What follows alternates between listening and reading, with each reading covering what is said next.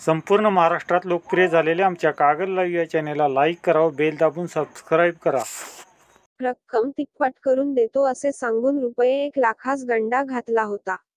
सदर प्रकरणातील आरोपीस कागल पोलिसांनी तारीख 22 जुलै रोजी रात्री उशिरा अटक केली आहे. अशोक बापू पाटील वय वर्षे 52 राहणार बेलवळे, तालुका कागल असे अटक केलेले आरोपीचे नाव आहे. अशोक हा बेपत्ता होता. तो एका राजकीय पक्षाचा तालुका अध्यक्ष होता. पोलिसांनी दिलेल्या माहितीनुसार तारीख 7 जानेवारी 2024 रोजी अशोक तुकाराम शेळके, राहणार तळेगाव दाभाडे, पुणे यांना रक्कम तिप्पट करून देतो असे सांगून त्यास बेलवळे येथील एका फार्म हाऊसवर बोलावून घेतले.